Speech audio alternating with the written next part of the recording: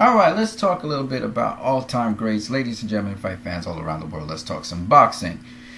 An all-time great generally has to have faced some other all-time greats. It's just what it is. You can't be an all-time great just like that. You have to face somebody who's great as well. And what do we mean by all-time great?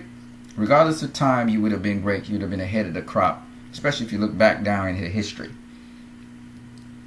And even though some of these two fighters that I'm about to speak about, their careers are not over, we can make a case for them. All right, so we're going to try and make a case for Timothy Bradley. We know Timothy Bradley is going to be a Hall of Famer. We know Miguel Cotto is going to be a Hall of Famer. But are they all-time greats? Is it possible that they could be ATGs? Let's see. Let's start off with Timothy Bradley. So, to be an all-time great, you got to beat all-time greats. That's the first thing. So let's see if you got the first criteria here. And Timothy Bradley has beaten Juan Manuel Marquez by split decision. And he's also beaten Manny Pacquiao. Here's Juan Manuel Marquez here. It was October the 12th, 2013. And Manny Pacquiao was June 9th, 2012. So he's beaten both these all-time greats. I don't think he has any other all-time greats in his listing here. The second criteria to be an all-time great is you got to have beaten great fighters. You had to be, a guy who was head and shoulders above the rest of your competition in your given era. You had to stand out. And to do that, you had to beat, guys who were great fighters. Or let's put it this way, guys who had a reputation. They were the man of their division, right? Now, let me give you a couple of them, and you can just decide for yourself. Miguel Vasquez. Now, when he beat him, it was early in Miguel Vasquez's career. He had already had one loss. But Miguel Vasquez went on to become a long-reigning lightweight world champion. I think it was the WBC lightweight world champion, right? You can just check out his resume when you're ready. Now, let's look at Junior Witter. He not only fought these guys, but he beat them. He beat Junior Witter. Again, he was the man of super lightweight. He was the guy that could switch from orthodox to southpaw. He was slick, he was skilled, he was British. And he had only had one loss before he faced Timothy Bradley. He was a long-reigning world champion as well. Bradley beat him. He dropped him, actually, in the 6th round. Okay? Now, he also faced the WBO world champion, Kendall Holt. Kendall Holt was knocking out everybody, and I think he only had 2 losses. One of them, I think, was to, I can't remember who it was. I don't know if it was Victor Ortiz or who it was. But it was a good fight, and Timothy Bradley beat him. He was the WBO super lightweight world champion at the time. Okay? Then Timothy Bradley faced Nate Campbell. Now, even though it's a no contest because of a headbutt, Bradley, as you can see, was winning that competition. Okay? Showing again, he would probably have beaten Nate Campbell. So I'm just putting that name in there. And Nate Campbell was, I believe, the lightweight world champion before he moved up to super lightweight. I don't know if he became super lightweight world champion. It's very possible he did. Then he beat Lamont Peterson, long-reigning super lightweight world champion, IBF, etc., etc., etc. He beat Lamont Peterson. He actually dropped him in round 3. So that's how impressive he was. All of these are good fighters we're talking about. Up to this day, Lamont Peterson is regarded one of the better super lightweights out there. Beat Devin Alexander. Devin Alexander was the WBC World Super Lightweight Champion because I believe Timothy Bradley was stripped. Okay, and then he beat Joel Casamayor, who was multiple world champion in multiple weight classes, and he stopped Joel Casamayor. This was at the end of Casamayor's career, but these are all names we're talking about. Aside from Manny Pacquiao and Juan Manuel Marquez, who were all-time greats, he also fought another world champion in Jesse Vargas. He beat Jesse Vargas. Again, a decent fighter. He became WBO world champion after Bradley beat him.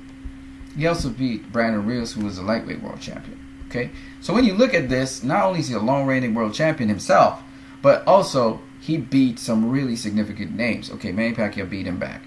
But other than that, twice actually. But other than that, Timothy Bradley has no other losses on his resume to anybody else. The only person to beat Manny Pacquiao and that's beat Timothy Bradley and that's twice in his career is Manny Pacquiao. Nobody else has beaten Timothy Bradley.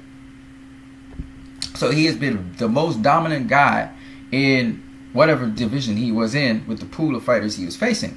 Now, what's very interesting to me, and people will argue that Timothy Bradley actually beat Jesus Chavez, or what Chavez is he? Diego Chavez. we argue that he shouldn't have a draw on his record. It should be 34-2, right, out of 37 fights that he's had, because remember he had a no contest. But here's the thing I would say also. If you think about this, just match up some fighters. Put Timothy Bradley in there with Sean Porter, with Keith Thurman, with Danny Garcia, with Kell Brook. Okay? Put him in with those guys. You can see that all those fights will be competitive because Timothy Bradley, not only is he strong, he's a fierce competitor, and not only that, but also he has good boxing IQ, good boxing skill all around, all together. So you can see Timothy Bradley matching up with any of the current world champions today, and he's going to give them hell, right? Same thing with Sean Porter, like I said. You match up Sean Porter with anybody, he gives them hell. But Timothy Bradley got the pedigree, he got the names, and he got the all-time greats to back him. And I argue that when Timothy Bradley's career is over, he's not only just going to be a Hall of Famer, but you got to think about him as an all-time great. Because you just think about this. If you put Timothy Bradley in with anybody in history, anybody who is a super lightweight to 147. So you got to think about the weight class, right? We're talking about weight class. From anybody from 140 to 147, you put him in with Timothy Bradley. I don't care if they Floyd Mayweather. I don't care who they are in history. Sugar Ray Leonard. I don't care who they are. Timothy Bradley's going to give you a hell of a fight. I don't care if it's Thomas Lee Hitman Hearns. Timothy Bradley's going to give you a hell of a fight. We saw what's in Timothy Bradley when he fought Ruslan Provodnikov. Timothy Bradley's knocked out on his feet, and Timothy Bradley's still fighting. Okay? You are not going to knock out Timothy Bradley. Okay? You're just not going to do it. I don't care who you are. So you're going to have a fight on your hands, unless you're Floyd Mayweather. You're going to have a fight on your hands from the beginning to the end. And we're talking great fights. Timothy Bradley's had great matchups, great fights with just about everyone. So at the end of the day, if you got great fights and you've been part of a trilogy, and Timothy Bradley's been part of one trilogy, that's Manny Pacquiao trilogy, that raises Timothy Bradley to a whole other level. And you have to call him an all-time great. And he got wins over all-time greats, Marquez and Pacquiao, even though there were close decisions with Marquez and it was a close decision with Pacquiao. That's all I got to say about Timothy Bradley. You guys think about it. His career is not over. But I don't just see him as a Hall of Famer. I think people underestimate him because he doesn't have a great punching power. He's 35% knockout ratio. Well, not great punching power, but he doesn't have a whole bunch of knockouts. But he's a hell of a fighter. Okay? I would love to see Timothy Bradley face one of those guys from PBC. Danny Garcia, Sean Porter, Keith Thurman, Andre Berto. All of these fights are just appetizing. Kell Brook, you know. These are all appetizing fights I would love to see him in there with, because I think Timothy Bradley does well in every single one of those fights we just called. Let's move on to another guy who's very intriguing. I know Timothy Bradley wanted to have a fight with this guy, Miguel Cotto, and I can understand why. And I think he would move up in weight class to face Miguel Cotto. I think he's so eager to face this guy. Miguel Cotto is my second argument for why he's not just a Hall of Famer, and a sure one at that, but he's also an all-time great. First of all, Miguel Cotto is a four-divisional world champion. Then he's been world champion for a very long time, just like Timothy Bradley, actually longer than Timothy Bradley. And then the list of all-time greats this guy has faced are, well, the jury's out on Saul Canelo Alvarez, but it was a close fight, even though the scorecards don't indicate that. Okay, it was a close fight. Sergio Martinez, arguably another all-time great. Because Sergio Martinez, just look at his resume, look at who he's fought, look at who he's beaten at middleweight, and you got to argue that this guy is an all-time great. But I'm going to leave that alone for the moment, right? Those are still, the score is still out, the jury's still out on Alvarez and Martinez. Mayweather's an all-time great, right? Pacquiao's an all-time great, right? Mosley's another one you guys got to really evaluate. Let me tell you why I say Mosley's an all-time great. There's a number of different reasons.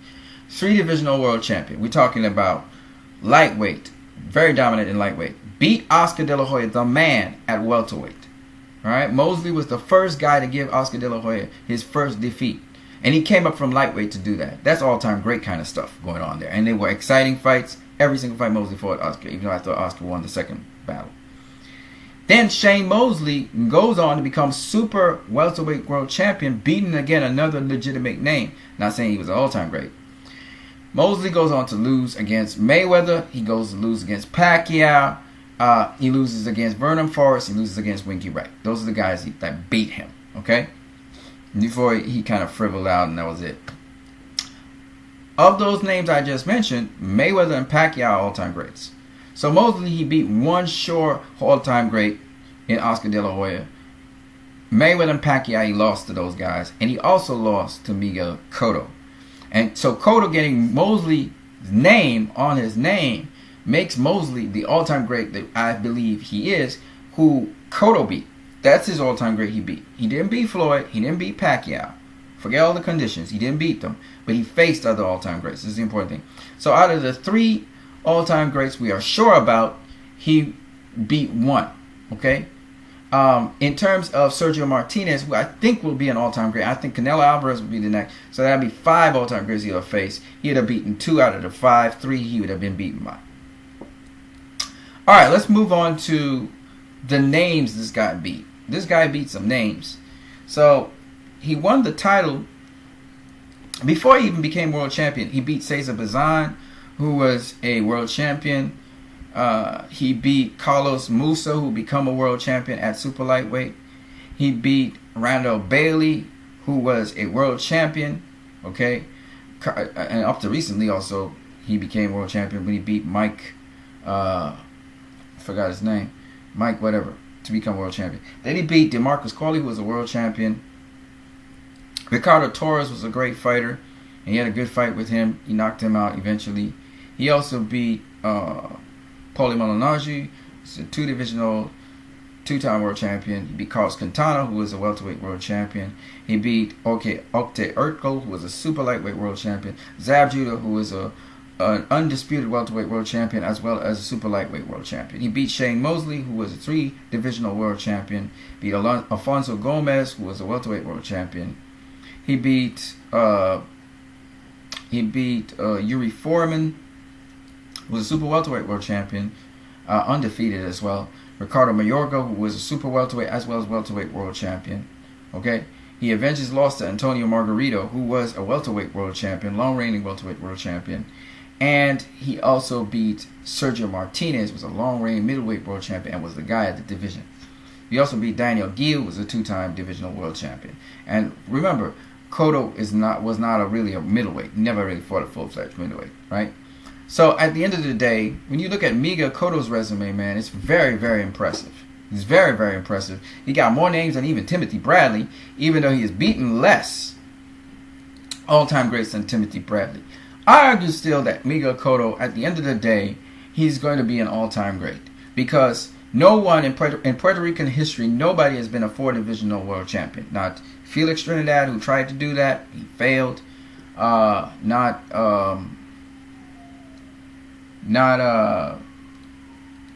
else.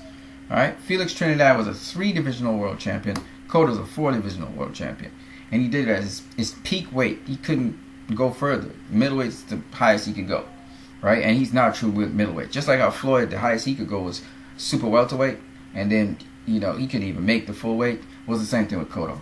So my point is this: when you look at Miguel Cotto's career, it's outstanding. There are only 5 fighters that have beaten him in his career. One of which is Austin Trout. So it is what it is. I wouldn't call Austin Trout a all-time great, mainly because his record doesn't show that. He was world champion for a little bit, and that was it. He didn't beat really a lot of record names, So that's why he's not all-time great. And he doesn't have a track record of beating a lot of good fighters either. But when you look at Miguel Cotto, I mean, he's been world champion for a very long time. Majority of his career has been world champion, and that's just exceptionally great. And the only people who have ever beaten Miguel Cotto, aside from Austin Trout, there are 4 people. It was Margarito, was a long-reigning super welterweight champion in his own right. He really may even enter Boxing Hall of Fame. Depends. He's not a show ballot guy, though. You got Floyd Mayweather's an all-time great. You got Manny Pacquiao's an all-time great. You got Canelo Alvarez, who his resume already is a Hall of Fame resume. Then you got those are the all-time greats that he faced, okay? And his only losses are to all-time greats, except for Austin Trout, okay? Austin Trout's the only guy, other than, and then it's Antonio Margarito as well. Okay, Margarito was, but Margarito was an exceptional guy. Okay, Austin Trout, he was a world champion. Okay, Antonio Margarito wasn't a world champion when he beat him, but Margarito was a former long-reigning welterweight world champion. So when you look at it, it's only the creme de la creme names you're really watching it here that this guy was beaten by. And you got to give him his credit. He's always been competitive. He's always been in very competitive fights, and very exciting fights at that. So I think that Miguel Cotto, so far in his career, has done enough to become an all-time great. But I don't know if he's going to be considered that. But you just put Miguel Cotto in any era so far, and you'd see that he'd be very exciting, very competitive. Nobody just blows over Miguel Cotto. Miguel Cotto makes you fight him. So I give Miguel Cotto all the props in the world. And definitely I think he's an ATG in the making. Of course, we have to wait till all the other people who he's associated with, their careers are over, so we can actually finalize if he really was or if he wasn't.